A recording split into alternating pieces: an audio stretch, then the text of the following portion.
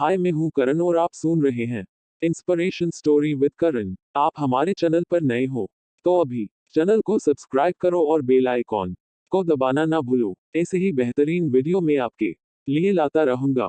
ये कहानी है एक ऐसी हस्ती की जिसने अपने अपमान का बदला ताव में आकर नहीं बल्कि सफलता के झंडे गाड़ कर लिया।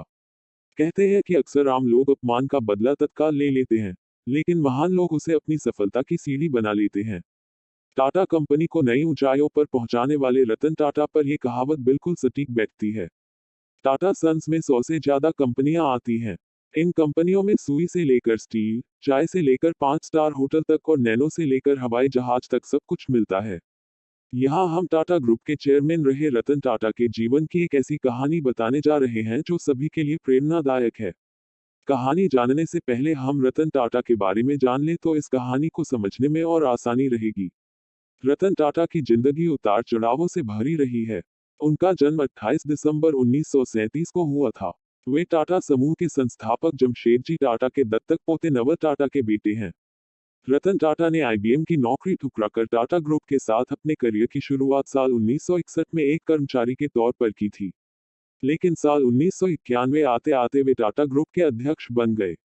2012 में वह रिटायर हो गए। रतन टाटा ने अपने 21 साल के राज में कंपनी को शिखर पर पहुंचा दिया। कंपनी की वैल्यू 50 गुना बढ़ा दी। वो फैसले लेते गए और उन्हें सही साबित करते गए। ये बात है साल 1998 की, जब टाटा मोटर ने अपनी पहली पैसेंजर कार इंडिका बाजार में उतारी थी। दरअसल ये रतन टाटा का ड्रीम प्रोजेक्ट था और इसके लिए उन्होंने जी तोड़ मेहनत भी की। लेकिन इस कार को बाजार से उतना अच्छा रिस्पॉन्स नहीं मिल पाया जितना उन्होंने सोचा था।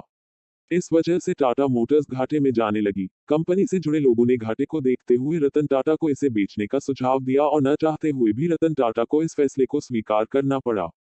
इसके बाद वो अपनी कंपनी बेचने के लिए अमेरिका की कंपनी फोर्ड के पास गए। रतन टाटा और फोर्ड कंपनी के मालिक बिल फोर्ड की बैठक कई घंटों तक चली। इस दौरान बिल फोर्ड ने रतन टाटा के साथ अच्छा व्यवहार नहीं किया और कहा कि जिस व्यापार के बारे में आपको जानकारी नहीं है उसमें इतना पैसा क्यों लगा दिया। ये कंपनी खरीद कर हम आप पर एहसान कर रहे हैं। ये शब्द बिल फोर्ड के थे लेकिन रतन टाटा के दिल और दिमाग पर छप गए। वे वहां से अपमान का घूंट पीकर इस डील को कैंसिल कर चले आए।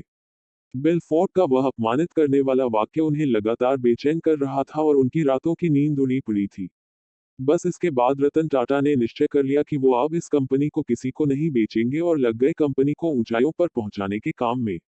इसके लिए उन्होंने एक रिसर्च टीम तैयार की और बाजार का मंत्र तोला। इसके बाद की कहानी सभी को पता है कि भारतीय बाजार के साथ साथ विदेशों में भी टाटा इंडिका ने सफलता की नई ऊंचाइयों को छुआ। तो वहीं इस घटना के बाद से फोर्ड कंपनी का पतन शुरू हो गया। साल 2008 तक आते आते फोर्ड कंपनी दिवालिया होने के कगार पर पहुंच गई थी। मौके की नजाकत को समझते हुए रतन टाटा ने फोर्ड की लग्जरी कार लैंड रोवर और जैगुआर बनाने वाली कंपनी जेएलआर को खरीदने का प्रस्ताव रखा, जिसको फोर्ड ने स्वीकार भी कर लिया। इसके बाद मीटिंग के लिए फोर्ड के अधिकारी भारत आए और बॉम्बे हाउस में मीटिंग फिक्स हुई।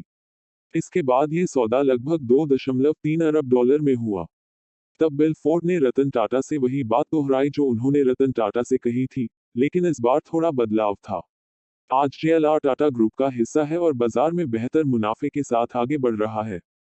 रतन टाटा चाहते तो उसी समय बिल फोर्ड के साथ हुई मीटिंग में उनकी बात का जवाब दे देते, लेकिन कहा ना कि महान लोग अपनी सफलता से लोगों को जवाब दिया करते हैं।